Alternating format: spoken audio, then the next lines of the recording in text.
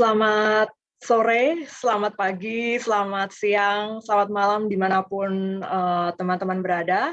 Selamat datang di webinar ketiga, Tren Bisnis Digital 2021 dan sesudahnya, Disrupsi atau Transformasi. Webinar ini diselenggarakan oleh alumni Belgia, yaitu sebuah organisasi yang menaungi para alumni Indonesia yang menempuh studi di perguruan tinggi di Belgia. Topik yang diangkat jadi sangat relevan dengan kondisi saat ini, di mana pandemi dan perubahan ke arah dunia digital masih terus berlangsung. Pada setiap bulan, alumni Belgia akan menyelenggarakan kegiatan-kegiatan, salah satunya berupa webinar, yang saat ini sedang berlangsung, dan topik-topik yang akan diangkat tentunya adalah topik-topik yang menarik dan juga up to date dengan perkembangan situasi saat ini. Terima kasih teman-teman sudah hadir saat ini. Mungkin sebelum kita memulai webinar hari ini, izinkan saya untuk membacakan tata tertib dengan harapan webinar kali ini bisa berlangsung dengan lancar. Peserta dimohon untuk tidak mengaktifkan fitur mikrofon saat kegiatan webinar berlangsung. Dan webinar ini akan dibagi menjadi dua sesi, yaitu sesi pemaparan dan juga Q&A. Selama pemaparan berlangsung, teman-teman kami persilakan apabila ada pertanyaan atau juga tanggapan terkait materi webinar, silakan menggunakan kolom chat box yang ada di bawah ini, sehingga teman-teman bisa menyampaikan tanggapan atau juga pertanyaan yang nantinya akan dibahas atau ditanggap oleh pembicara saat sesi Q&A. Mungkin sebelum kita memulai webinar, izinkan saya mengundang Ibu Dahlia Sarjono, moderator yang akan mendampingi kita selama sesi webinar ini berlangsung. Bu Dahlia, atau akrab disapa dengan Bu Lia, merupakan alumni Belgia. Beliau lulus bachelor degree di École de Relations Publiques Brussels, jurusan Public Relation, lalu melanjutkan master degree-nya di Institut Lucien Cormont, Brussels, jurusan International Commerce, lalu juga di Université Libre de Brussels di bidang International Relations. Saat ini Bu Lia menjabat sebagai Managing Director Idea Marcoms, sebuah perusahaan desain dan komunikasi pemasaran strategi dengan berbagai world-class clients seperti Nestle, Universal Music, Motorola, Coca-Cola Foundation, Australia New Zealand Banking Group, dan juga USAID. Langsung saja, tanpa memperpanjang waktu, saya persilahkan kepada Bu Lia. Silakan Bu Lia. Terima kasih Prima atas perkenalannya. Selamat sore semuanya. Selamat berhari Sabtu dan senang sekali kita berjumpa kembali dan merupakan suatu kehormatan untuk saya kembali didapuk untuk menjadi moderator di acara webinar yang diselenggarakan oleh pengurus alumni Belgia yang ketiga ini. Oke, seperti tadi sudah disampaikan oleh Prima bahwa kita saat ini tuh mau tidak mau, suka tidak suka, kita ini hidup di era digital. Mulai dari urusan kerjaan, bisnis, sampai sekolah anak-anak ya, semuanya dilakukan dengan digital, melalui digital atau virtual ya. Masalahnya adalah teknologi ini bergantung pada kelancaran internet, keluasan bandwidth dan sebagainya. Masih banyak lagi ya. Nah, kemudian juga pertanyaan di judul topik hari ini, topik kita hari ini itu tren bisnis digital 2021 dan sesudahnya, disrupsi atau transformasi. Inilah tantangannya. Jadi apabila disrupsi, digital bisnis yang harus diatasi. Apabila transformasi, ini mentransformasi apa dan sampai kapan dan apa saja dampaknya bagi sekitar 270-an juta jiwa penduduk Indonesia. Atau should we accelerate the transformation? Ya. Nah, pada saat ini, hari ini kita mempunyai pakar-pakar pembicara yang menolak untuk dibilang revolusioner di digital business ini. Kita sama-sama continuous learner, kata beliau-beliau ini. Oke. Nah, kalau sudah dengan pakar, biasanya CV-nya juga panjang ya, karena beliau-beliau sudah bergelut baik sebagai profesional, entrepreneur, maupun sebagai individual consultant. Saya akan memanggil pembicara pertama, Bapak Dr. Alfred Budiman, PhD. Halo Pak Alfred, selamat sore. Halo, selamat sore Mbak Dahlia. Halo Mbak Lia. Iya, selamat sore. Oke, so untuk yang ingin berhubungan dengan beliau, ini beliau ada di LinkedIn dan beliau juga emailnya alfred.budiman@gmail.com. Nanti mungkin kalau Pak Alfred berkenan juga ada pertanyaan lebih lanjut, mungkin Pak Alfred silakan memberikan nomor WhatsApp-nya ya Pak Alfred ya.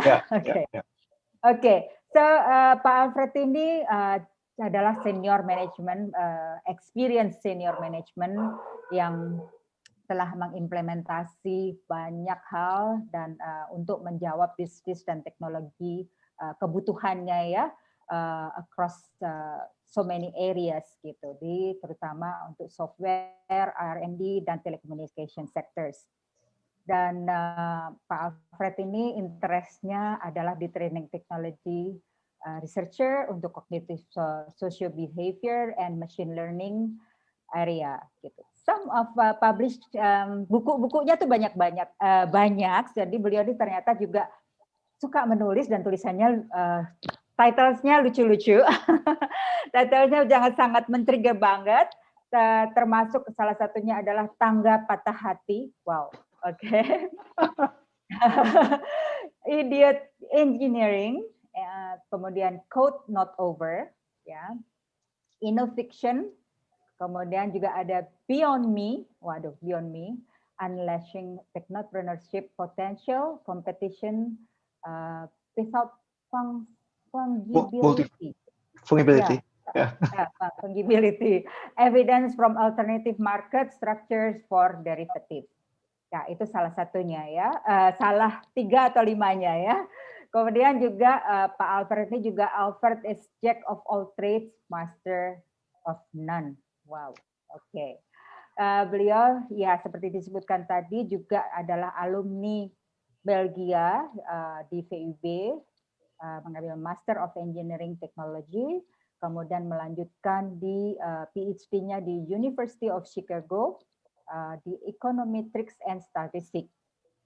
Kemudian masih ada lagi, berawal di University of Indonesia, di UI, mengambil Bachelor of Engineering-nya di Electrical Engineering. Beliau juga mengambil Master of Science-nya di bidang di Rochester University, Institute of Technology ya, untuk Electrical and Electronics Engineering.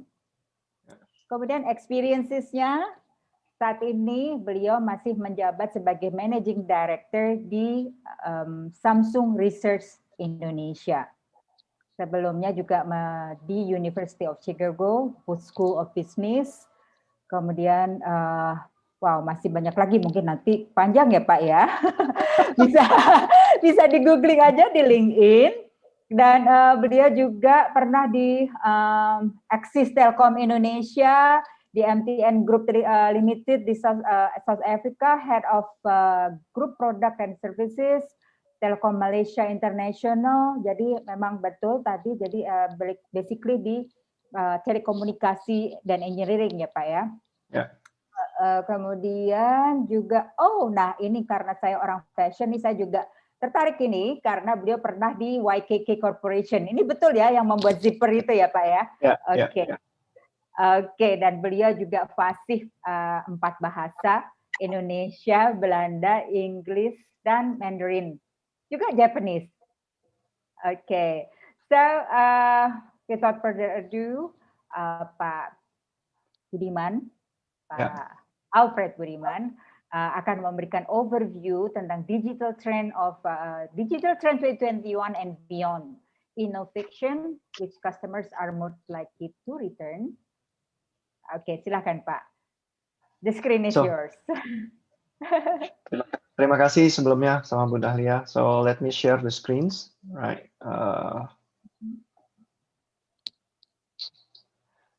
Okay, thank you. Good day everyone.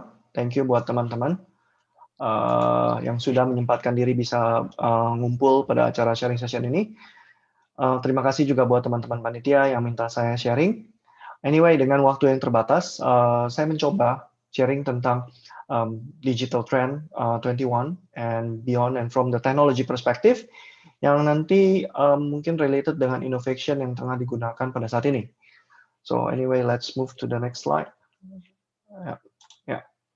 Oke, saya akan singkat aja perihal sharing yang akan saya jabarkan. Ada beberapa hal dari big picture tentang digital business principle hingga use case modeling yang berhubungan dengan social innovation.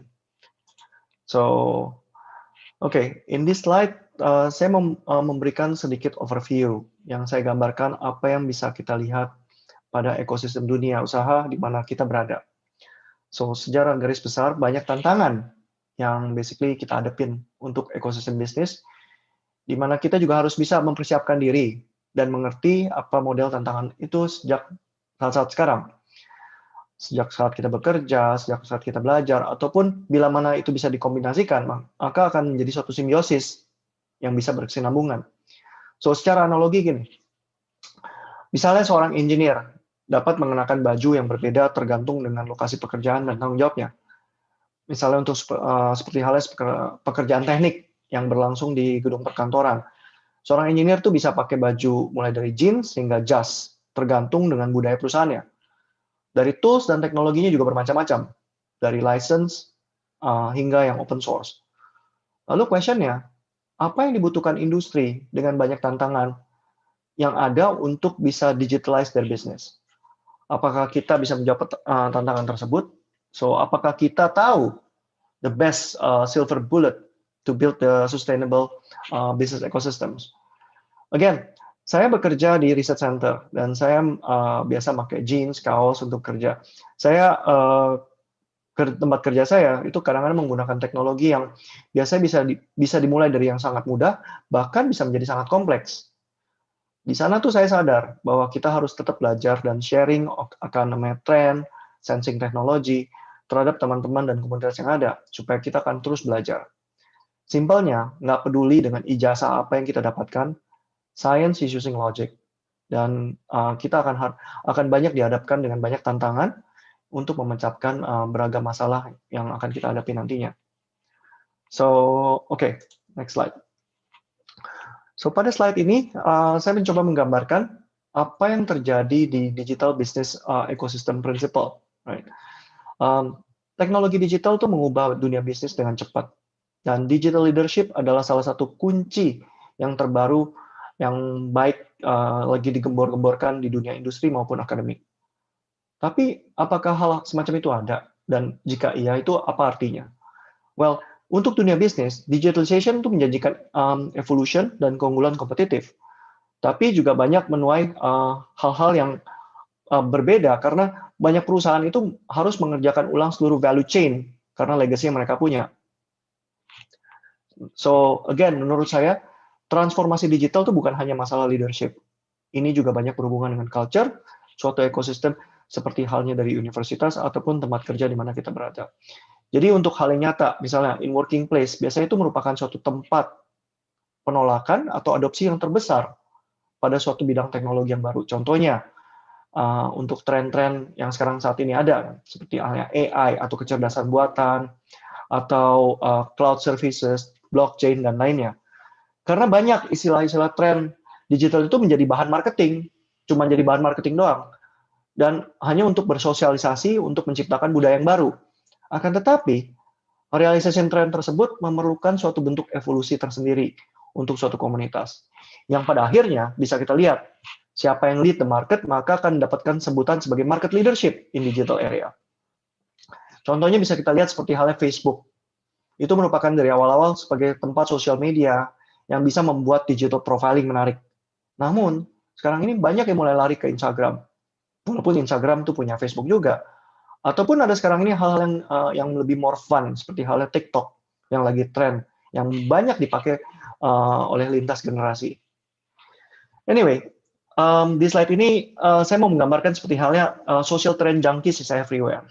Nah, locally Indonesia tuh apa aja yang kita tahu? Contohnya kita bisa lihat namanya Kaskus, Quickku, sebangsa kayak Twitter, Yogurt seperti Tinder, dan masih banyak lainnya. Lalu ada namanya economic trend power shift west to east atau west to versus east. Bisa kita lihat juga perkembangan AI yang sangat pesat dan didominasi oleh China, yang sangat ini didukung oleh investasi dari pemerintahnya. Walaupun most of the global AI companies yang terkenal itu banyak dari Amerika, tapi source dan fundamental AI, terutama dalam hal resource pendidik dan intellectual property, sama banyak berasal dari China. Dan untuk negara seperti Southwest Asia, seperti halnya India, merupakan juga salah satu penggerak untuk perkembangan AI di dunia. Nah, question-nya, bagaimana dengan Southeast Asia, dan how about Indonesia?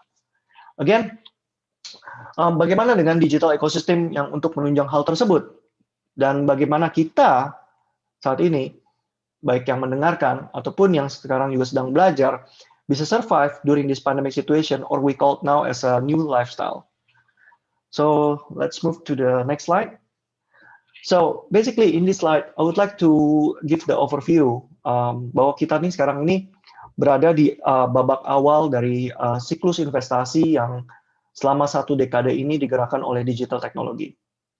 So pada saat krisis saat ini, ada seruan untuk mempercepat transformasi digital, di mana di sini saya coba gambarkan sebagai commonly 5 major domain yang menyentuh overview secara keseluruhan lintas industri yang ada. Mereka itu adalah cloud domain, e-commerce, data as a service, health tech, automation, and digital entertainment. So, semua domain digital yang berjalan ini adalah sebenarnya udah berjalan sebelum pandemi, tapi karena perlunya hubungan antara user yang sekarang ini lebih signifikan, maka adopsi ini dipercepat ke titik yang there is no point of no return, khususnya untuk public cloud dan e-commerce. Yang biasa kita sebut, bisa kita lihat penetrasinya dari 20% di market secara historical growth and rapidly growing to 50% in just only 1 year. So, to be more detail, saya coba bahas sedikit mengenai cloud. Banyak perusahaan multinasional yang secara signifikan tuh mencoba berlomba-lomba berinvestasi pada central big data untuk mempercepat adopsi yang berbasis cloud. Di sini bisa kita lihat secara global overview dari cloud provider dari Amazon Web Services, Azure, Google Cloud, dan yang lain yang mencoba mendominasi cloud services globally. Dan amazingly, bisa kita lihat Indonesia itu ada ranking nomor 4 as the highest country internet user globally, dengan roughly around 212 million. Nah, sekarang pertanyaannya juga, bagaimana infrastruktur network yang ada? Again, saya nggak akan bahas masalah tersebut, but let's go to the next slide. So, ini hal yang kedua yang saya bisa gambarkan mengenai e-commerce and digital payment. Saya rasa teman-teman di sini udah banyak expert dalam bidang e-business, di mana menjadi satu hal yang common dalam kehidupan sehari-hari.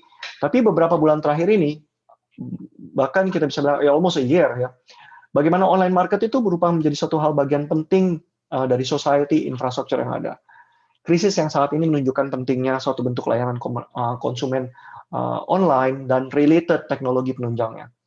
Kita sekarang ini bisa dibilang memasuki fase evolusi online yang very rapid. Banyak startup tuh bertabrakan dengan dunia offline. Krisis ekonomi itu mempengaruhi sumber pendanaan untuk startup yang mengarah peningkatan fokus hanya untuk profitabilitas.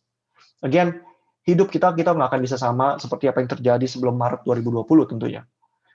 Nah, di sini juga ada satu note yang saya dapatkan dari PayPal yang mengatakan bahwa there is more than 57% of consumer now say that the availability of the digital payment option would impact their choices where to shop. Again, let's move next slide. In here, saya mau menggambarkan modeling dari kehidupan kita sehari-hari bahwa data is very, very important. And I try to make it a bit analogi in terms of like oil. Big data, seperti halnya minyak, dalam bentuk mentah itu tidak memberikan nilai apa-apa. banyak aspek yang diperlukan untuk proses tersebut untuk menjadi hal yang berguna. Somehow teknologi big data itu akan mengubah evolusi bisnis yang untuk menjadi suatu hal yang berguna. Contohnya, saya pernah gambarkan seperti halnya alarm yang dipakai di smartphone kalian. Data yang di-capture itu akan membuat aplikasi di smartphone kalian itu menjadi semakin pintar dengan notifikasi, smart connectivity, ataupun smart grid mapping untuk tagging, geolocation, dan lainnya. Nah, yang berikutnya saya menggambarkan ketiga mengenai domain health tech. Banyak riset dan aplikasi tentang health tech yang sebelum masa pandemi. Tapi pada saat ini dengan adanya momentum COVID-19, health tech itu menjadi suatu domain yang somehow critical dalam adoption in our daily life.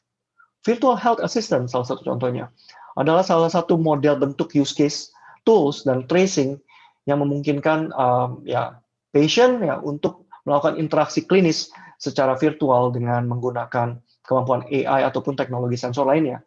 Di Indonesia itu ada suatu use case contoh yang somehow didukung oleh program pemerintah namanya Peduli Lindungi, yang menjadikan suatu model cara alternatif pada pre-diagnosis risiko COVID-19 dan informasi-informasi lainnya. Selain itu ada lagi model contoh use case dari komunitas akademia yang membuat alat deteksi COVID-19 hasil karya anak bangsa tentunya, yang kita sebut sebagai namanya Genos. Dan masih banyak penemuan-penemuan yang lainnya membuat domain health tech ini menjadi suatu hal atau bisnis yang menarik. Anyway, let's move to the next slide ya. Di slide ini saya mau menggambarkan evolusi yang terjadi yang di dunia engineering yang domain secara umum, terutama pada area automation and digital entertainment. Kita tahu contohnya misalnya pada kalkulator came up maybe about around 1960, and perubahan ini terus berlanjut dan masih terus berlanjut. Somehow better software keep coming and growing and more advanced, terutama untuk membantu otomatisasi low-level design work. Terus juga ditambah dengan ada namanya open source dan cloud computing, lower cost software bisa dipergunakan secara online atau bisa kita kenal sebagai namanya software as a services. Nah, hal ini menumbuhkan digital atau collaboration tools di mana data sharing and teamwork menjadi sangat essential. Also, pada digital entertainment arena, saat ini growing active user-nya itu menjadi sangat signifikan. Contohnya ya, kalian pasti tahu lah, Netflix, Disney+, HBO, dan lainnya. Nah, apakah Indonesia siap untuk hal itu? Apakah program seperti halnya pemerintah menjalankan program ASO, Analog Switch Off, di mana government akan mempropose pemerataan seluruh Nusantara mengenai digital TV, di mana IPTV bisa berada di seluruh rumah dengan jaringan yang lebih luas. Question-nya apakah kita siap, apakah baik dari segi pemerintah, industri, maupun masyarakat untuk menerimanya. Nah, again, next slide, saya mau mencoba menggambarkan sedikit tentang digital social innovation dari salah satu startup mahasiswa saya yang saya bantu incubate beberapa waktu yang lalu. Oke, use case yang saya mau share ini adalah tentang penggunaan teknologi tepat guna yang digunakan demi kepentingan sosial dan kesehatan, di mana para inventornya, ya para mahasiswa yang saat ini baru lulus mereka, membangun ekosistem dengan bentuk kesadaran manusia akan pentingnya kebersihan dan sanitasi. Ya, nama perusahaan ini adalah Jamban, quite intriguing. Mereka membuat teknologi location-based tagging, health sensor monitoring, augmented user behavior yang dihubungkan dengan kesehatan user pada saat menggunakan fasilitas toilet. Dan pada saat ini juga mereka juga mencoba menggabungkan future ecosystem of the sanitation services, yang including dengan recycle, health management, and waste management. Saat ini startup ini telah mendapatkan dukungan dari pemerintah untuk program yang terpadu dari Jasa Marga, Kementerian Pariwisata, olahraga waktu itu juga, pekerjaan umum dan lainnya, yang dapat membantu sosialisasi standar kesehatan dan teknologi yang basically berguna dalam ekosistem sanitasi. Well, again, the team believe they can leverage that to the level of making Indonesia 4.0, which is ada arahannya menuju adalah digital transformation. And the transformation is not always came from the advanced or very, very high technology, but at least what I can say, the teknologi tepat guna untuk ekosistem atau masyarakat society Indonesia sendiri. Again, mungkin yang saya bisa gambarkan, this is the final slide, because waktu saya juga terbatas banget. I'm trying to cope the time as well because I would like to have like more discussion. So in this final slide seperti yang saya bilang sebelumnya, dengan situasi new normal seperti sekarang ini, semuanya itu berhubungan dengan erat akan pola pikir, perilaku, dan sikap pada diri kita sendiri. So, di mana perubahan adalah salah satu-satunya yang konsisten dan konstan pada saat ini. Dan pertumbuhan digital teknologi terjadi melalui inovasi yang berkelanjutan. So, future is already here, is just not evenly distributed. Mungkin nanti saya akan ingin lebih banyak berinteraksi dan belajar, terutama dari speaker yang satu lagi, Pak Jeffrey, pada sesi discussion. Dan thank you semuanya, salam sejahtera, stay safe and healthy, terima kasih. Saya kembalikan ke Ibu Moderator. Bu Dahlia, silakan. Terima kasih.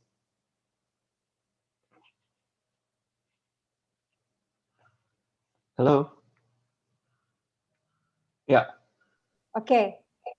Ya. Oke. What happened to me? Kenapa, Bu? Ini kayaknya, oke. Thank you so much, Pak Alfred, atas presentasinya. Do you all can see me? Ya. Oke ya. Oke, so terima kasih. Jadi teman-teman semua, para hadirin yang telah menyempatkan hadir di sini, kita simpan saja dulu pertanyaannya dan kita lanjut kepada presentasi berikutnya. So tadi udah sangat intriguing banget ini Pak Alfred, tapi kita simpan dulu ya Pak Alfred sampai ke pembicara berikutnya karena yang kedua ini Pak Alfred, Pak Jeffrey Anwarsani ini juga wow. Ini mendirikan startup di tukang sayur. Oke. Sekarang saya akan mempersilahkan Pak Jeffrey Anwarsani untuk bergabung bersama kita di sini. Halo. Hai, Dahlia. Hai. Oke, so beliau ini sebetulnya kita kenalan sudah lama sekali ya Pak kok jadi Pak Alfred terus nih jadinya. Oke, Pak Jeffrey Anwarsani gitu. Jadi Bapak satu ini is the most headhunted person yang saya tahu. Sudah berbaik hati menyingkat bio-nya ini ya. Oke. Jadi sebelum kami lanjut dengan dengan presentasinya Pak Jeffrey Anwarsani, saya akan membicarakan atau akan membacakan sedikit mengenai bio beliau. Jadi beliau ini sangat sudah memiliki pengalaman 30 tahun di seluruh atau di berbagai industri dari bisnis brick mortar tradisional hingga high-tech e-commerce. Beliau juga telah berhasil mengembangkan bisnis pada tingkat senior menggunakan kecanggihan teknologi digital, terutama untuk meningkatkan pengalaman pelanggan dan membangun fondasi yang dapat untuk pivot bisnis di masa depan. Oke, dan secara profesional beliau ini sudah ada memiliki experience di C-level, termasuk di bidang business acceleration and incubation, restructuring businesses, rebranding company image and strategy, dan masih banyak lagi hingga risk and management impact assessment. Kemudian Pak Jeffrey juga sangat experience, sangat luas, ya, as wide and vast as his personality. I know him. Oke, mulai dari industri otomotif, banking, gaming, fast moving consumer goods, retail, manufacturing, travel, airlines, hospitality, fashion and high brands, government, state-owned companies, property and real estate as well as startup. Oke, dan sekarang ini beliau juga communication skill-nya juga sangat tinggi dan disitulah saya berkenalan dengan beliau. Dan sekarang mendirikan tukang sayur .co.id ya atau .com. .co aja. .co aja. Oke. So without further ado, sekarang saya akan memberikan floor atau screen kepada Pak Jeffrey Anwarsani. Silakan, Jeff. Terima kasih Bu Dahlia. Saya coba share screen saya ya. Iya. Mudah-mudahan bisa. Just let me know kalau muncul screen-nya. Muncul. Oke. Ya. Oke. Mungkin topik yang sesuai dengan topik daripada webinar ini. Terima kasih telah diundang oleh alumni Belgia. Saya alumni Belgianya tapi bukan sebagai akademisi di Belgia, cuman sebagai balita di Belgia. Jadi agak-agak aneh ya, saya balita banget di Belgia. Cuman pertanyaan yang topik yang webinar hari ini itu beyond 2021, kita perlu disrupsi atau transformasi sih sebenarnya, atau perbedaannya apa? Mungkin saya sebagai praktisi agak berbeda pandangannya dengan Pak Alfred, nanti kita bisa diskusi juga.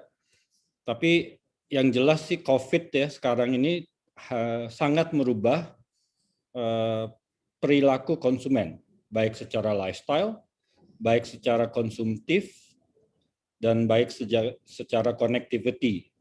Nah ini ujung-ujungnya adalah basic needs sih yang diperlukan dibandingkan wants.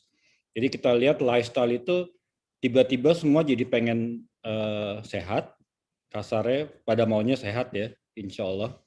Tapi juga ada wellness factor karena mental health juga sangat penting. Kita lihat banyak kejadian juga di luar negeri maupun di Indonesia, orang jadi stres, mungkin ada yang kehilangan pekerjaannya, pendapatannya berkurang, dan lain sebagainya. Konsumsi itu sekarang sangat tergantung dengan harga dan kualitas. Dan semuanya rata-rata, saya katakan rata-rata di 270 juta penduduk Indonesia itu survival mode lah rata-rata. Jadi kita lihat di sini berikutnya banyak yang beralih dari offline ke online. Ini lucu ya. Padahal sih sebenarnya nggak perlu juga sih offline to online. Cuman look, feel, and touch itu jadi obsolete. Jadi yang tadinya kebetulan karena di tukang sayur target market kita adalah ibu-ibu. Ibu-ibu tuh punya kecenderungan untuk selalu memegang barang, dipencet-pencet, dielus-elus, barangnya bagus apa enggak, itu di supermarket atau di pasar tradisional. Nah sekarang nggak bisa, harus ada building trust. Sekarang lebih condong delivery dibandingkan pergi ke store atau physical store. Nah brand trust, loyalty, sama pricing jadi penting karena apakah itu affordable, terjangkau oleh masyarakat pada umumnya, dan apakah itu bisa didapatkan secara mudah oleh masyarakat. Jadi kita lihat juga seperti yang Pak Alfred tadi bilang ya, ada juga namanya telemedicine, works or not, semuanya pada remote working, semua pada remote learning, online entertainment juga naik banget. Jadi semuanya pada Netflix, iFlix, Disney Hotstar, dan lain sebagainya. Nah, dengan kebiasaan yang baru ini, behavior ini, apakah ini menjadi dari normal jadi new normal, dan apakah ada next normalnya ke depannya? Apa sih yang normal di tahun 2022? Bukan di 2021, kita masih transition mode nih sekarang. Kasarnya, konsumsi menurun, preferensi konsumen sangat berubah, dan apakah nih semuanya akan menjadi pivot ke digital atau malah sebaliknya? Saya ambil contoh brand sekarang itu bagaimana mereka merubah atau merebranding dirinya lebih ke arah empati. Empati dengan misalnya menjual bundling produk dengan sanitizer, masker, dan lain-lain. Mereka coba membangun kepercayaan konsumen yang lebih tinggi. Sebisa mungkin mereka price-nya ditekan, dan sebisa mungkin penetrasi produknya akan lebih luas lagi biar bisa diakses oleh konsumen. Nah, salah satu mungkin yang suka dilupakan oleh para brand atau teman-teman di FMCG atau brand yang lain adalah loyalty. Dulunya yang mereka tidak pernah nge-track konsumen loyalnya siapa sih, tiba-tiba sekarang menjadi penting. Karena itu mereka harus istilahnya menghindari namanya churn. Orang datang ke saya, beli barang saya nggak tahu ini siapa. Nah, gimana cara kontaknya lagi? Itu ujungnya menjadi sustainable business atau enggak. Karena kalau Anda tidak bisa meng-keep customer Anda, tentunya harus akuisisi customer baru terus, dan itu tidak sustainable. Jadi kita ambil contoh simple ya. Ini nanti mungkin Pak Alfred juga Bu Dahlia akan men-challenge. Ini Indonesia kependudukan hasil sensus 2020 yang lalu. Saya petain sedikit ya. Dari pre-boomers itu non-tech savvy rata-rata. Pre-boomers adalah yang lahir tahun bahala lah. Mereka disrupt atau transformation boten ngertos. Apa itu? Kebanyakan non-digital. Kebanyakan ya. Saya ambil secara rata. Ada lagi yang namanya post Gen Z. Post Gen Z itu apa? Masih kecil, masih di usia SD. Mereka sangat tech savvy. Mereka mungkin belum tahu disrupt atau transform yang sekarang terjadi, tapi mereka fully digital. Nah, kita punya baby boomers. Mungkin saya termasuk baby boomers dan beberapa teman-teman sini juga termasuk baby boomers. Kebanyakan semi tech savvy. Semi tech savvy saya ibaratkan adalah mereka punya aplikasi fintech, mereka punya sosmed, tapi mereka tidak mengoptimize kegunaan teknologi itu. Nah, mereka juga nggak tahu yang mana disrupt, yang mana transform. Kebanyakan adalah non-digital transition to digital. Mereka masih fase transisi. Nah, kita anak muda yang utama sekarang adalah ada Gen X, Millennial, Gen Z. Kebanyakan adalah tech savvy. Mereka semi-digital adoption sudah mulai, mereka ada yang full digital, dan going beyond. What's next? Karena mereka istilahnya haus akan inovasi ya, kalau kita lihat di sini. Tadi sudah disebutkan oleh Pak Alfred, ada berbagai teknologi yang lagi hot, seksi, yang lagi tren, big data. Data is the new oil, yes, tapi oil itu kalau nggak diolah, percuma. Itu namanya crude oil. Banyak cloud computing yang terjadi, tadi ada AWS, ada Azure, ada Google Cloud, semuanya pengennya AI, semuanya pengennya ada virtual reality yang dulu sudah wow, tiba-tiba hilang, sekarang balik lagi wow. Karena masa pandemik ini virtual reality menjadi sangat penting. Blockchain system di back end itu juga sangat penting untuk mengolah data dan mengolah proses. Nah, kita lihat ke depannya ada yang namanya eSIM, ada yang namanya 5G. Nah, tadi masalah Pak Alfred adalah bilang infrastruktur Indonesia ada nggak palapa ring atau yang garis merah palapa ini yang mau dicanangkan oleh pemerintah. Saya dulu kebetulan di Exalaxiata, salah satu telco.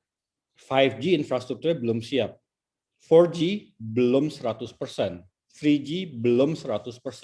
Jadi kita lihat ada berbagai gap yang terjadi ya untuk urusan ini. Nah, di sini kita lihat populasi Indonesia kebanyakan maunya sustainable. Kedepannya seperti apa? Inovasinya seperti apa? Bagaimana mengoptimalisasi terjadinya transformasi atau apakah ini menjadi disrupsi? Itu beda. Ada yang scalable, ada yang sustainable. Ujung-ujungnya adalah efisiensi sama sustainability yang paling penting. Kita lihat current and future surprises, e-commerce, nah no surprise ya semuanya. Transport and food, no surprise juga. Online travel lagi agak turun karena nggak boleh traveling. Online media mungkin plateau sedikit. Financial service tentunya naik. Nah, yang baru ini adalah health tech sama edtech, educational technology. Ini semua kenapa? Karena educational technology, anak-anak kita atau adik-adik kita itu semuanya belajarnya from home. From home tuh perlunya apa? Bandwidth, signal, connectivity. Saya aja di rumah sekarang ada 3 provider karena kepentingannya ada 3 orang yang di rumah. Masing-masing perlu masing-masing bandwidth sendiri kalau lagi meeting, lagi webinar, lagi sekolah, dan lain sebagainya. Nah, untuk normal yang sekarang, nggak ada yang baru sih sebenarnya. There's nothing new about the new normal.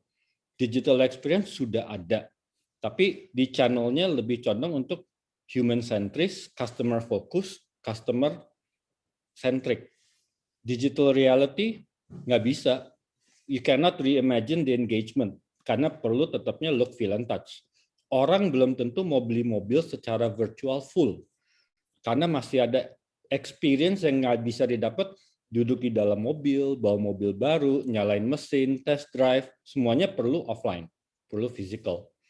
Data dan analytics semakin canggih.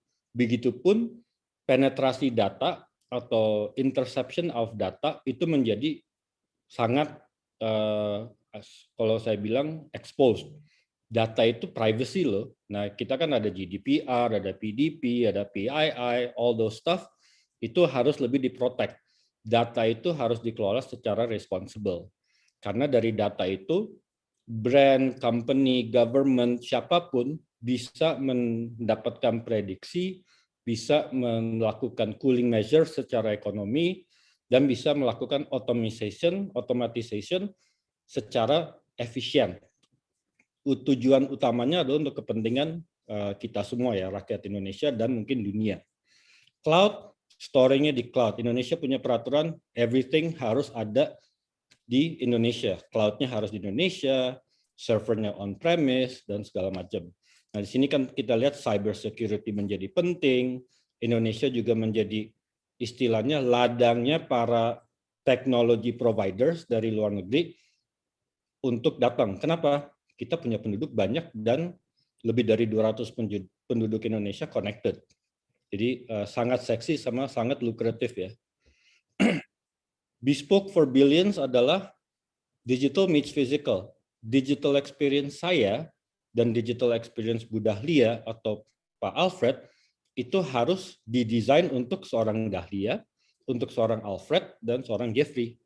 Karena dengan digital touch points, kita bisa mengidentify, oh Pak Jeffrey, Pak Alfred, Bu Dahlia, condong fokusnya, sukanya apa, maunya apa, ekspektasinya apa. Itu semua bisa dianalisa secara algoritma. Dan tentunya teknologinya itu harus yang kita percaya dan responsible. Dia mengolah data itu menjadi satu unique ID atau persona atau segmentasi. Nah, kenapa kita di tukang sayur pasar tradisional? Karena di pasar tradisional everything happens. Istilahnya ada pedagang besar, pedagang menengah, pedagang kecil, ada wholesale business, ada B2B business, ada juga retail business. Kita sourcing-nya cukup dari pasar tradisional. Jadi apapun masakannya belanjanya tukang sayur. Ini ada abang tukang sayur sedikit yang saya kasih lihat. Ini sedikit mengenai tukang sayur sebelum saya akhirin. Silakan ditonton.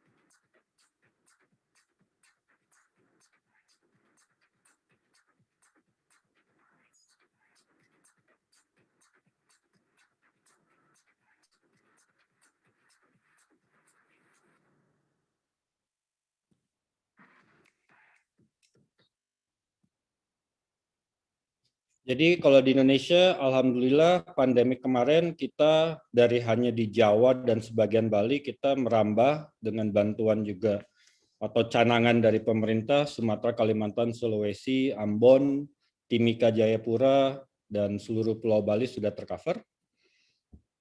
Jadi tujuan utamanya tukang sayur itu cukup mulia. Awalnya sebenarnya gagal total atau gatot. Tukang sayur jalanan mau kita digitalisasi. Mindset nggak bisa dirubah, unfortunately. Tapi kita sangat percaya bahwa sebenarnya alam itu menyediakan obat. Dan sebenarnya obat itu bukan healthcare. Makanan kita sehari adalah healthcare. Obat itu adalah sick care ya kalau kita bilang. Nah sekarang semuanya berawal dari dapur kita masing-masing. Bagaimana kita hidup sehat, makan sehat, mengolah makanan juga dengan sehat. Contoh satu lagi, tentunya pedagang pasar tradisional juga terkena imbas. Kita juga bekerja sama dengan beberapa kementerian, ada Coca-Cola, ada teman kami di Tokopedia, UTAP, Busy, Click Daily, Extra Joss, Bell Foods. Kita bagaimana cara belanja ke pasar tradisional atau supermarket dengan baik dan dengan prokes yang benar. Kita supply dengan free masker, kita supply infrastrukturnya dari masing-masing yang ikut berpartisipasi di sini. Jadi gerakan toko bersama ini kita canangkan sebagai bagian daripada kolaborasi, kerjasama, dan tentunya empathy atau compassion kita untuk membangun Indonesia yang lebih baik ke depannya. Jadi mungkin itu sekian dari saya. Mungkin saya kembalikan ke Ibu moderator, Ibu Dahlia. Sedikit quotes, orang belajar 25% dari gurunya, 25% dari dengerin diri sih sebenarnya. 25% juga dari teman, tapi 25% juga dari time. Time ini apa? Experience. Experience nggak bisa dibeli karena experience itu very individual untuk setiap orang. Terima kasih. Wassalamualaikum warahmatullahi wabarakatuh. Waalaikumsalam warahmatullahi wabarakatuh. Oke, terima kasih sekali lagi. Wow, pencerahan banget ini dari dua-duanya tentunya gitu. Jadi dari dua-duanya, dari kedua presentasi tadi, saya mengambil kesimpulan tetap saja kita tuh membutuhkan interaksi ya, baik meskipun online meskipun offline, dan kedua-duanya itu harus ada sambungan, terutama juga untuk tadi di Jamban maupun di tukangsayur.co. Karena juga tadi Pak Jeffrey juga menyampaikan bahwa di pasar itu tempat pertemuan semuanya. Nah, ini jadi memindahkan pasar ke digital, bukan begitu Pak Jeffrey ya? Iya, dan betul. Ya, dan seperti biasa juga orang tuh saya juga agree bahwa masih diperlukan adanya look, feel, and touch gitu. Terutama ya itu tadi untuk mau beli apa saja, mau beli mobil, mau beli pakaian, mau beli apa saja ya. Oke, so ini pertanyaan-pertanyaan sudah banyak sekali. Namun belum banyak sekali sih, ada beberapa 3. Saya ingin bertanya dulu nih pertama untuk Pak Alfred tadi ya. Dalam bisnis digital Pak Alfred, apa yang akan menjadi pemicu digital revolutionary yang dapat mengubah Indonesia menjadi berbeda dari negara lain di Southeast Asia? Suaranya belum keluar. Sorry. So basically, thank you ya. I mean, mungkin yang saya bisa gambarkan secara garis besar there is about 2 area ya. Number 1 is basically creating value at new frontiers di mana we need to be able to identifying and socialize the knowledge. Kedua, building the foundational digital capability, which is adalah people and culture. Karena kalau bilang triggernya apa, Indonesia it's one of the biggest country in the world. Contohnya, saya ngasih gambaran aja. Samsung, kebetulan saya kerja di Samsung ya. In Indonesia, we have in here about 266 million people, right? And Samsung Indonesia, we are a major market share. We have in about more than 40% in terms of smartphone. I'm talking about the smartphone penetration market. So I think it's quite major. So therefore, kalau saya bilang namanya, apakah kita in Southeast Asia positioning very very big? Oh ya, kita bisa bilang like, well, let's say Singapore. Singapore, let's say, if the extent say like Samsung, it can be like 60% something like. But the total number are small. In Southeast Asia, we are actually it's the biggest potential. Even we're talking about the digital itself in terms of like Twitter or Facebook or something, or even TikTok. Yeah. There's a lot of users in Asia, and this is actually a trigger to revolutionize the transformation of many people. Even ibu-ibu sekarang pakai TikTok, and they understand. No, they even understand how to use TikTok. Even I'm not understand how to use TikTok though. I watch TikTok somehow, but I don't know how to make a video.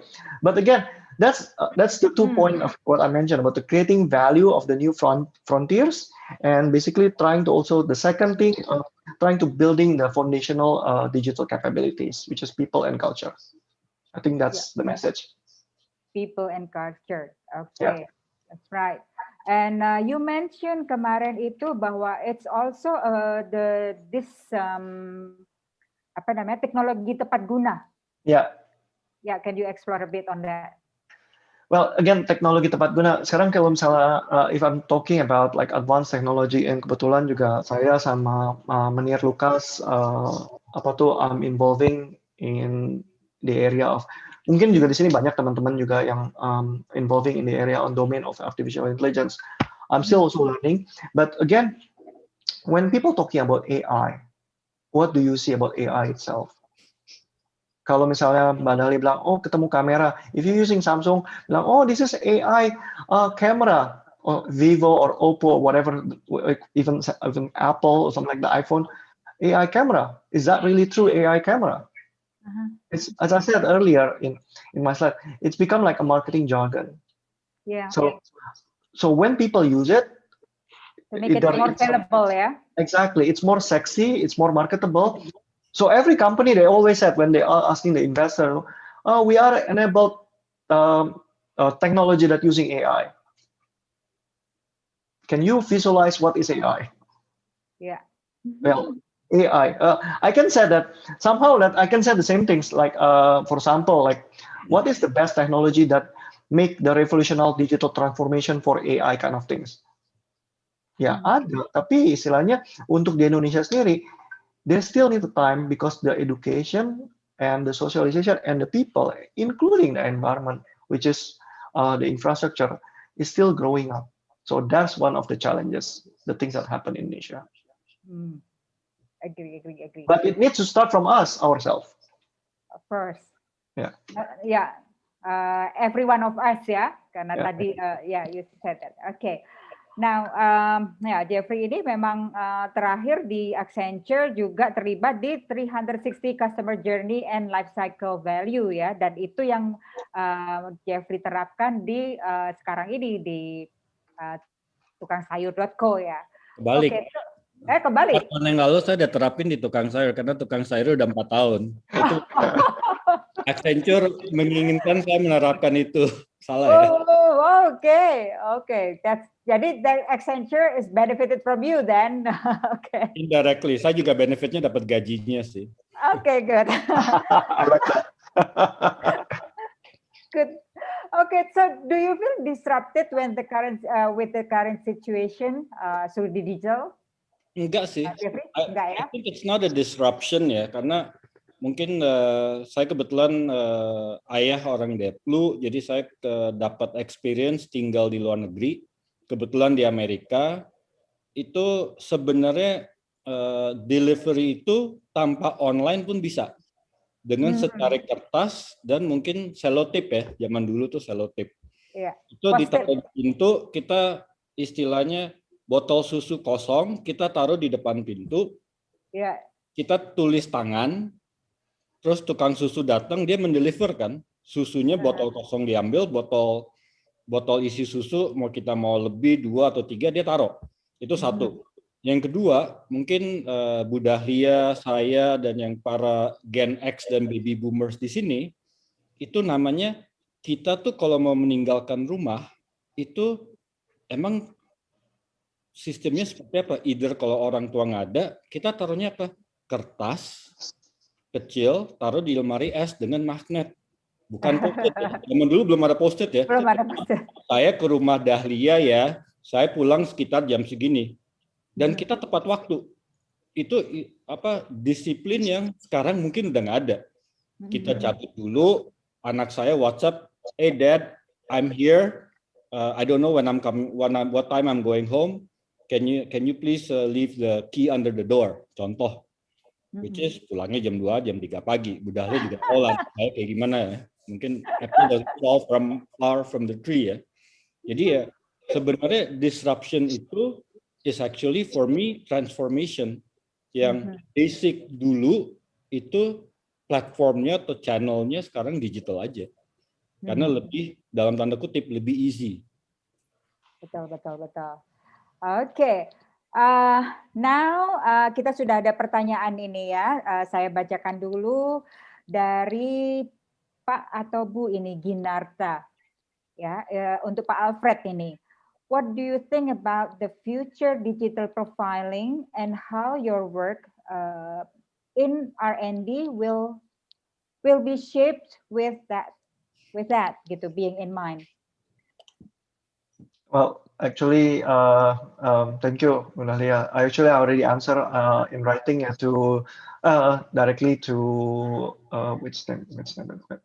Yeah, basically to him directly, right? So basically, I mean, digital profiling is actually coming from everywhere right now. Yeah, it's not only about profiling, about click per ads or something like that, but it's basically about things that you already being used. Even I believe, actually Jeffrey juga already doing the same things. He knows the profiling of the user in terms of the merchant or the partner or mitra of this tukang sayur, or even the user who trying to buy this kind of sayur or this kind of products, right? And that kind of things, they can see from the data, the profile of this individual based on location, based on the purchase values or something like that. And that kind of things is just only came from one thing, which is adalah aplikasi. Tapi in the meantime, dengan teknologi saling berkesinambungan, profiling tersebut bisa terjadi dari sensor-sensor yang digunakan terhadap devices yang ada juga. Misalnya adalah wearables yang berhubungan dengan sensor kesehatan, ataupun berhubungan dengan hal-hal yang lain dengan profiling dengan aplikasi-aplikasi sosial media, seperti halnya Twitter, Facebook, yang somehow API-nya itu udah dibuka. Jadi aplikasi satu sama lain itu bisa saling menggunakan profiling atau log data daripada aplikasi sosial media yang bisa berinteraksi satu sama lain. Dan ini menjadi suatu hal namanya digital profiling yang ada. Dan kebetulan di research center yang saya lakukan itu kebanyakan lebih sekarang ini mempelajari namanya social behavior daripada user yang berinteraksi dengan devices, baik itu secara application layer ataupun berhubungan dengan device features. Jadi contohnya, misalnya waktu tadi saya gambarkan sebelumnya, people snoozing their alarm. Saya bisa tahu profile daripada berapa kali sih orang Indonesia snoozing their alarm. Somehow dari profile tersebut, oh ternyata tiga kali dia snoozing their alarm.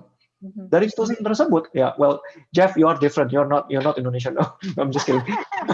So, but again, this is the profiling, and then it's came up something when you're touching your phone, the gyro or the sensor yang ada di devices itu akan men-trigger sesuatu yang akan membangunkan men-trigger atau aplikasi yang berinteraksi dengan kebutuhan hidup kita sehari-hari berdasarkan profile yang kita gunakan.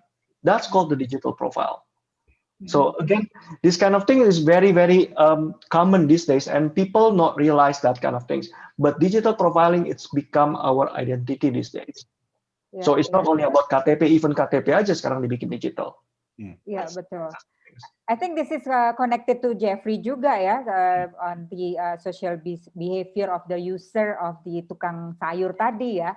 Yeah, unfortunately, the social behavior of tukang sayur 99.9% itu the female gender.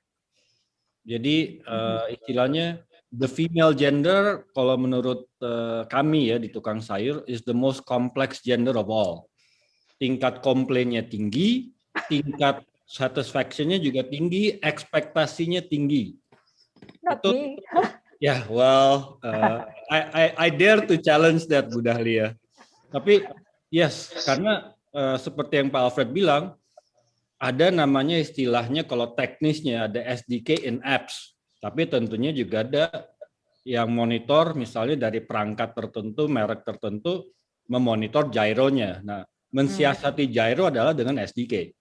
SDK itu bisa listening, bisa pick up anything, bla bla bla, tergantung setupnya SDK. Nah, di tukang sayur, kepentingan pelanggan, terutama wanita, yang pertama kita jaga adalah privacy, bahwa data itu tidak bocor. Dan privacy itu bukan hanya di layering teknologinya, tapi juga di akses data oleh para pengguna data itu. Pengguna data itu adalah tim saya yang di IT. Mereka punya akses untuk beberapa layer aja, nggak semua layer. Nah, apa yang kita dapatkan is simple. Bu Dahlia contoh ya, Bu Dahlia karena kebetulan perempuan, delivery-nya pasti ke rumah. Dari rumah, kebetulan saya dulu di rumah.com, saya dapat NJOP. Bu Dahlia pesan makanannya seperti apa, saya bisa cek, oh kira-kira rumah tangganya isinya berapa orang.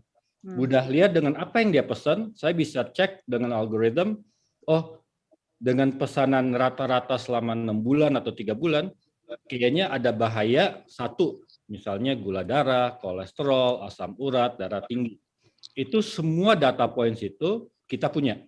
Nah, how we consume it dan how we visualize it itu tergantung. Itu responsibility daripada tukangsayur.co dan compliance dengan peraturan atau regulasi yang ada. Jadi ya sama sih. The customer is quite unique, tapi istilahnya kalau ada brand cowok datang ke saya udah pasti jawabannya kalau Pak Alfred ngerti wau puceta, wau mencai. I have no clue. Don't ask me about men, I know about women. Dari segi pembelanjaannya ya. Tapi tapi memang sih ya, jadi semenjak era Facebook itu, ya it's a Facebook gitu. Your book is on the face of everywhere gitu. Your face is on the book of everybody gitu kan jadinya. I disagree. Facebook itu dari awal ada settingan, privacy setting daripada foto, album, even Instagram bisa restrict unhide story segala macam. Itu how we set up Facebook itu layering. Jadi misalnya saya punya grup misalnya alumni Belgia. I can control, I put them in group, I can control what they see on my Facebook. Album ini kalau saya upload ini, alumni Belgia nggak bisa lihat. Saya kalau upload ini, alumni Belgia bisa lihat. Itu ada settingannya, Pak Alfred mungkin bisa tambahin sebagai pengalaman. Well, actually, in terms of settings, there is actually sekarang karena ada peraturan dari operating system, which is it came from Android, even in Apple, in iOS as well. So privacy, it's become like personal kan. Jadi mereka harus people, even the application cannot just subtract the data daripada usernya itu secara directly karena itu melanggar privacy act sesuai dengan undang-undang ITU bla bla bla bla bla ya. But again, kalau bisa dilihat sekarang kalau if you using Android devices, either itu Samsung ataupun device-device yang lain, definitely right now walaupun itu ada namanya aplikasi yang preloaded atau data-data yang harus ada namanya disclaimer, dan Android itu memberikan suatu hal untuk menjaga privacy usernya. Satu, nggak boleh aplikasi itu tidak boleh namanya tidak bisa di uninstall, harus bisa di uninstall. Terus kedua, dari segi aplikasi atau profil yang ada, orang-orang tersebut itu nggak boleh sembarangan dikasih notifikasi karena itu bisa mengganggu profiling user. So that kind of things is always evolving. Tapi the other way around, the data yang when we crawl, that's being, nah itu makanya. Tapi that's kind of the disclaimer. So again, that's the necessary of the digital profiling though. That's always connected. Ya, seperti contohnya, gini aja lah. Apa tuh? Saya dulu punya Facebook. Somehow, my wife is in the US, so I'm never using Facebook again. Then I call it previously ya, not these days.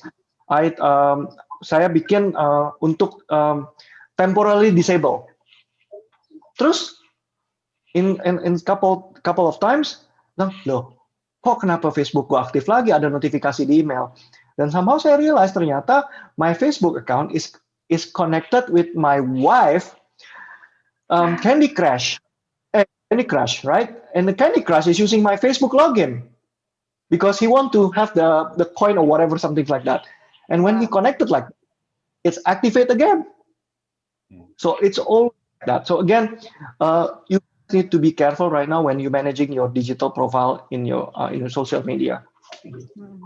Orang Indonesia kebiasaan tuh accept, agree. Iya, allow gitu ya. Nggak baca semuanya. Oke. So saya bacakan ada pertanyaan kedua ini dari Denny Suryo ini, teman kita nih. untuk Pak Alfred nih, bagaimana peranan Internet of Things, Internet of Things dalam dunia digital platform khususnya di Indonesia, sampai sejauh mana potensial perkembangannya?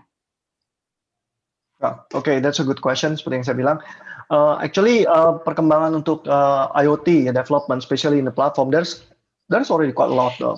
I mean, udah terlalu banyak banget ya startup, dan tapi kebanyakan startup tersebut, they always coming from the technology point of view. It's not only from the business or the user centric. Karena again, at the end, Internet of Things, meaning you connected the things. And right now, the things itself is actually it's about authorization. Kan kadang-kadang bisa berbeda-beda brandnya. Samsung somehow is not communicate with Apple. Samsung is not communicate with Philips. Well, they can, of course they can. But the data who own that, it somehow is not belong. It's related also with the digital profiling as well, but it's not related significantly. Makanya somehow kalau untuk Indonesia mengenai Internet of Things, something like that, ya kita tuh masih perlu namanya sosialisasi ataupun membuat ekosistem pentahelix di mana ada namanya government, ada namanya akademia, ada industri, ada komunitas, dan ada namanya media untuk memberikan sosialisasi bagaimana sih penggunaan Internet of Things ini yang menjadi somehow ada jargon yang namanya Internet of Everywhere yang lebih daripada Internet of Things. Dan platform tersebut sekarang udah banyak startup itu yang ngebuat untuk kesehatan. Dari Indonesia, gabungan antara hardware dan software untuk deteksi COVID, untuk deteksi aritmia. Banyak startup-startup yang menggunakan itu untuk berhubungan dengan telehealth. Tapi nggak hanya telehealth doang, sebenarnya banyak hal-hal yang lain juga. Nah ini bagi saya menjadi satu hal yang menarik, dan lahan di Indonesia itu masih sangat hijau ya, masih sangat green. Karena Indonesia sendiri masih still seeding. We are as one of the biggest asset country with people. I think this is still an opportunity though. That's my comment. Okay. Now, kalau saya mungkin bisa membuka juga bagi teman-teman yang ingin raise hand, yang ingin berbincang-bincang dan tampak muka dan berinteraksi dengan kami, boleh ya, silakan saja. Okay, so what is digital transformation to you, Jeff? Digital transformation to me is optimizing existing processes into a efficient way. Bisa digital, bisa non.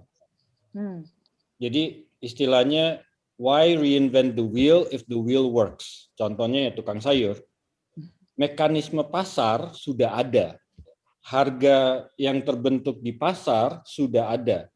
Makanya kayak misalnya Dahlia dan Alfred dan saya buka aplikasi saya, harga kita berbeda. Harga di Senayan, di Cinere, dan di Dahlia itu berbeda, dan availability of products juga berbeda. Kenapa? Yang membentuk itu semua adalah pasar. Challenge yang saya hadapi adalah ibu-ibu. Ibu-ibu, again, the female gender is the most complex. Kok mahal? Yang tukang nawar tadi ya? Tukang nawar, iya. Nah, Ibu Dahlia sama mungkin ada rekan kita di sini, Ibu Felis atau yang lain, ke pasar, ke pedagang yang sama, dua-duanya belum pernah ke sana misalnya, ke pedagang ini ya. Harga yang terbentuk oleh Ibu Dahlia dan harga yang terbentuk oleh Ibu Felis akan berbeda. Si pedagang pasar itu namanya, itu sebenarnya nama kerennya sekarang hyper personalized. Apakah itu new jargon seperti Pak Alfred bilang, wow sexy word? No, it's been there since Timbuktu zaman dulu. Bedanya sekarang kita bilang, oh harganya hyper personalized buat Ibu Dahlia. Kalau Bu Dahlia besok balik lagi, dapat another harga hyper personalized karena menjadi loyal customer, baliknya ke situ. Tapi kalau mekanisme pasar bilang cabai di beberapa pusat sentra petani cabai kena banjir, kena hama. What's the effect? It doesn't take algorithm atau artificial intelligence or machine learning to identify cabai in 2.5 weeks will naik karena the supply is less than the demand. Apakah itu wow digital hyper relevance? No, it's common sense is not so common lah. Kalau saya sih bilangnya itu. Sekarang we just digitalize every common sense. Pak Alfred. Untuk Pak Alfred, ya. Well, saya satu kata sih sebenarnya, Jeff ya, about and summarize in one word ya, which is actually shifting. Karena saya sambil contoh yang paling kita pakai dalam kehidupan sehari-hari sih. Yang you guys definitely will use it if you're using the digital, if you're using the notebook, which is adalah Microsoft. Contoh yang paling nyata ya. Kenapa saya bilang one word, apa yang Jeff bilang, shifting. Basically, Microsoft is shifting from to the cloud computing sekarang. When Nadella ambil jabatannya dari as a CEO, well, he took over Microsoft about around 2014.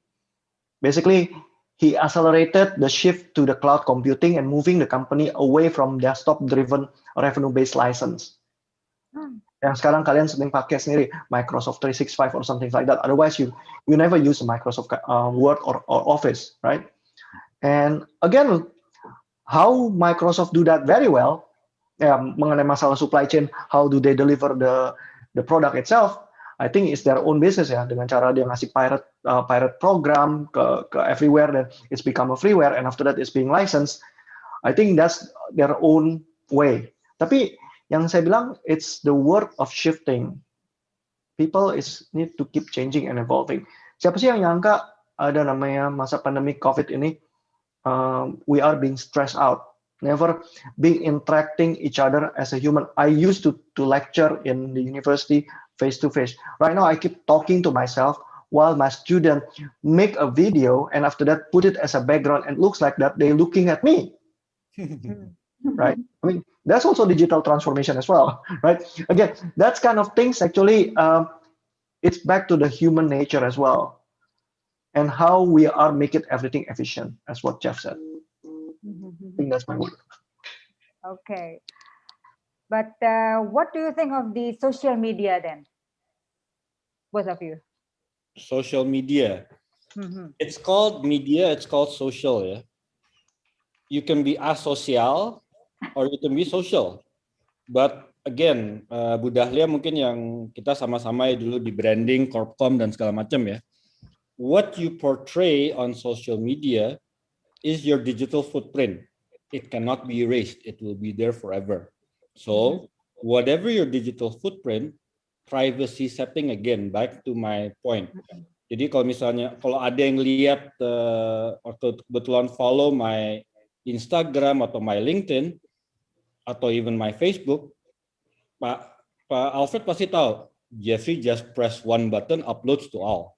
Saya nggak mau sebut brandnya lah ya. Tapi the consistency of what I post itu secara algoritma gampang.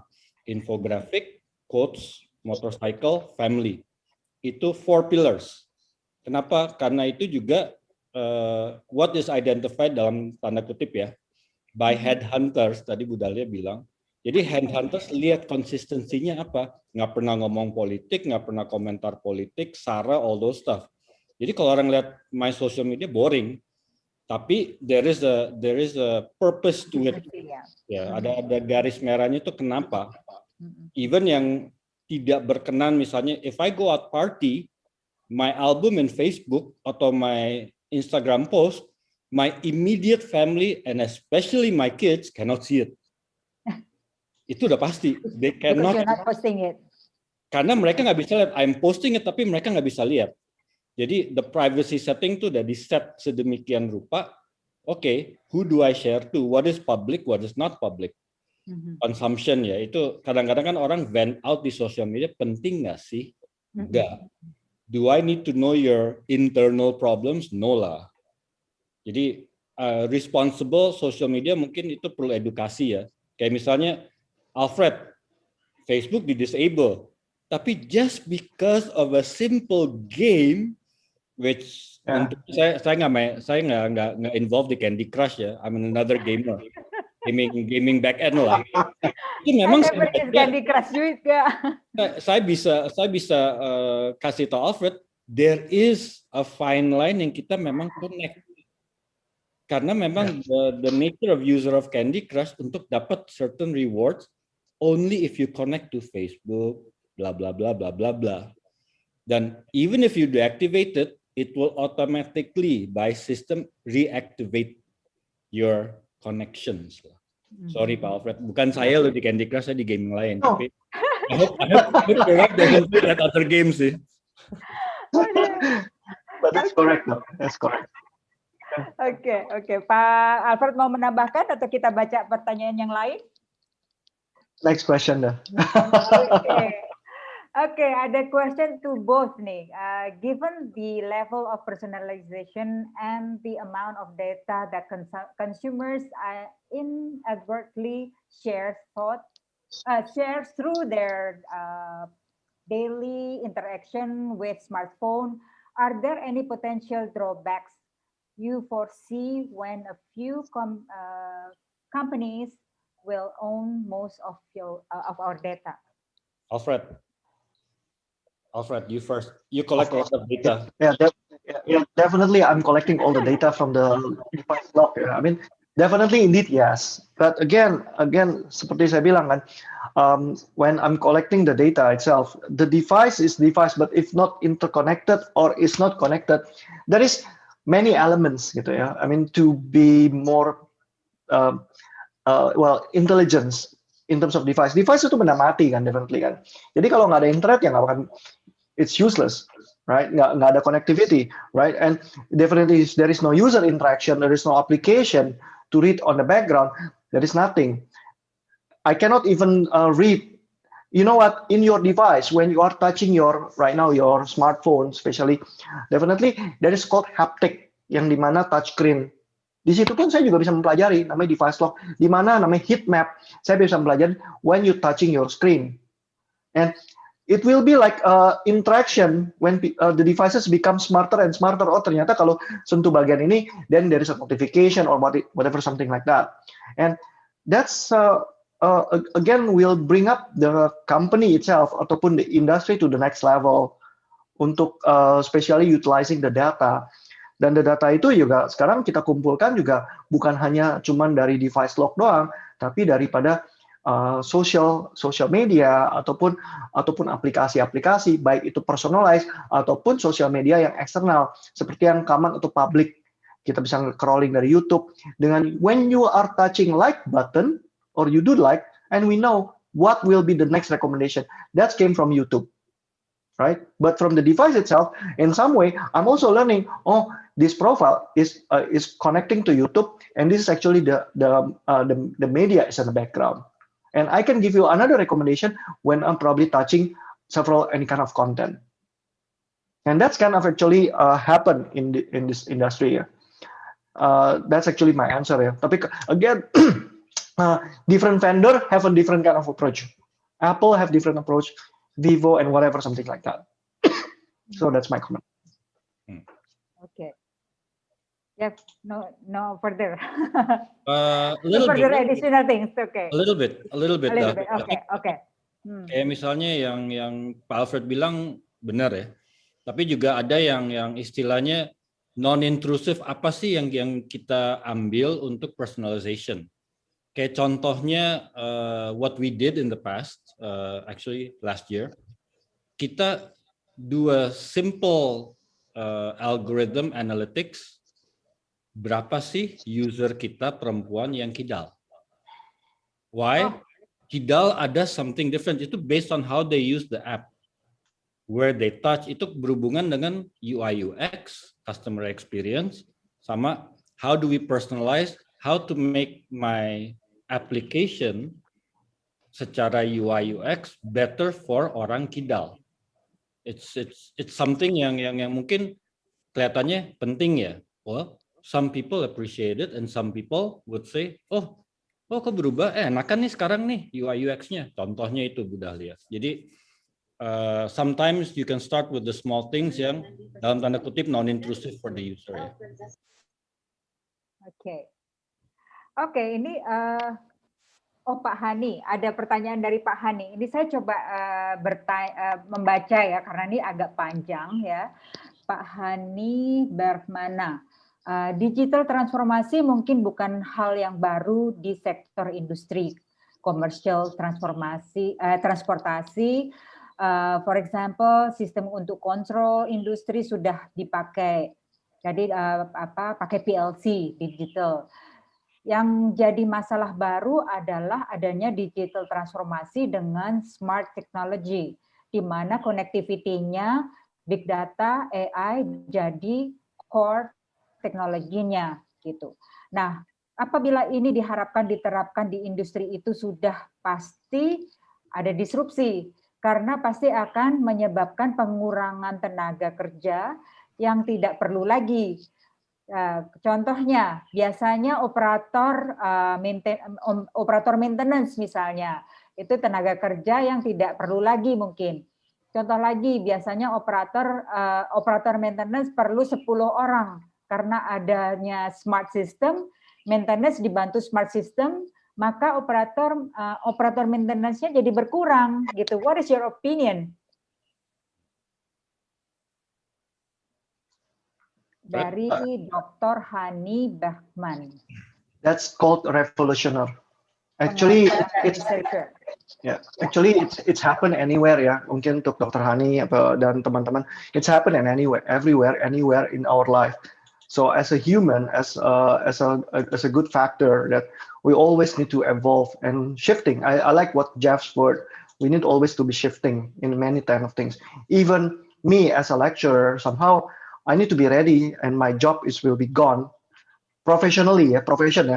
But as content, as a narrator or whatever, something like that, there's still an opportunity for us to evolve. Karena AI in everywhere. AI is not new. AI is coming from, it started, it started 1969 from Dartmouth College, right?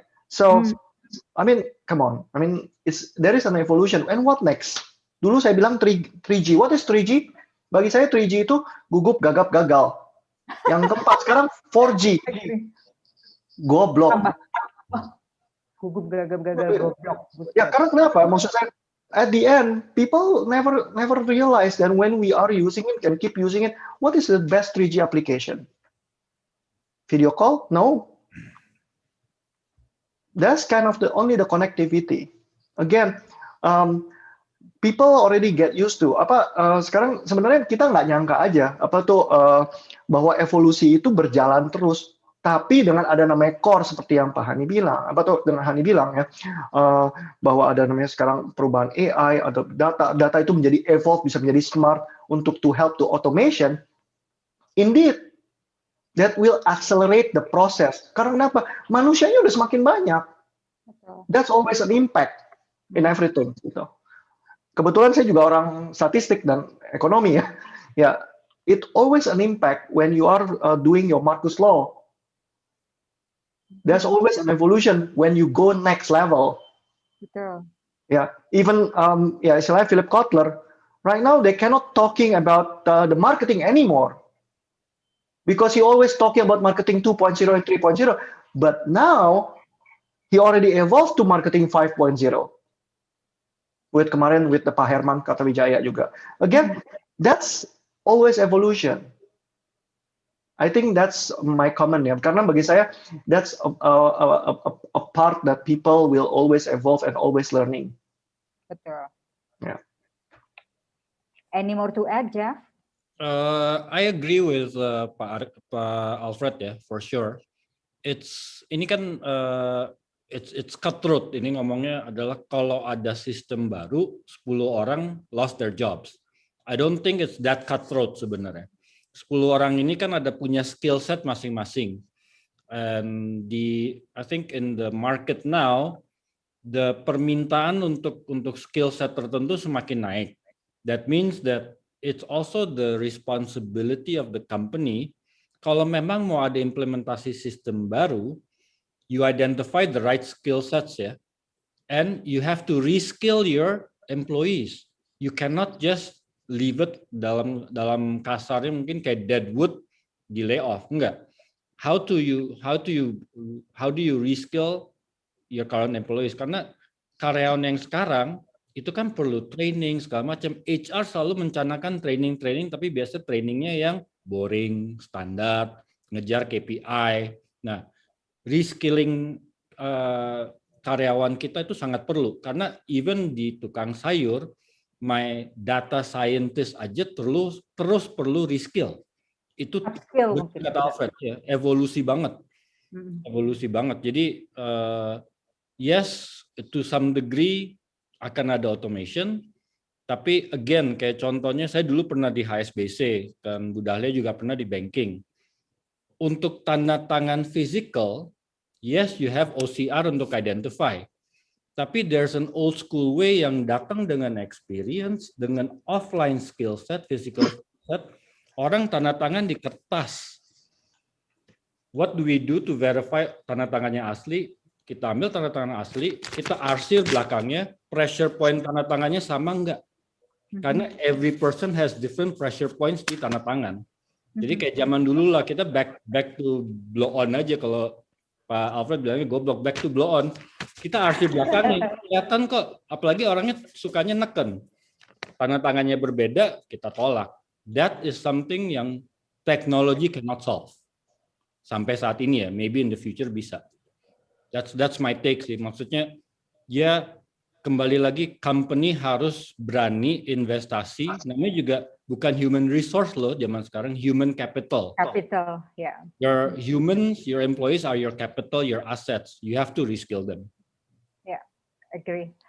Oke, so sebelum kita berakhir karena nanti akan kembali ke Prima dengan polling, ini saya ada question nih. So what has more impact to your life gitu, both of you? Is it the digital disruption or digital transformation? Transformation. Transformation ya. Sama transformation juga. Oke. Oke, so Prima udah nongol di sini, jadi artinya saya juga harus undur diri. Tapi sekali lagi terima kasih buat kedua pembicara kita, kedua panelis kita hari ini. Kita tepuk tangan dahulu. Oke, it was very insightful dan ya banyak sekali yang kita dapatkan hari ini. So I agree bahwa sekarang tetap aja harus ada hyper personalized. Ya, ada interaksi, kemudian tadi shifting paradigm, kemudian juga ada digital footprint, tuh I agree juga dengan Jeffrey, dan juga yang terakhir adalah evolution. Everything is in evolution ya, jadi kita selalu harus inovatif. Jadi tadi seperti Pak Alfred juga sampaikan di makalahnya, jadi kita harus berevolusi terus, beradaptasi terus, karena teknologi ini tidak akan pernah berhenti. Oke, so everyone, terima kasih, selamat sore semuanya, dan kita terus akan belajar. So we are all the never stop learner. That's right? Oke, saya kembalikan the screen to Prima. Thank you, Prima. Terima kasih banyak Bu Lia dan juga kedua pembicara, Pak Jeffrey dan juga Pak Alfred. Saya sebagai generasi milenial ini merasa sebagai konsumen juga dari digital transformation ini. Untuk para peserta yang masih berada di webinar, silahkan mengisi polls yang sudah ada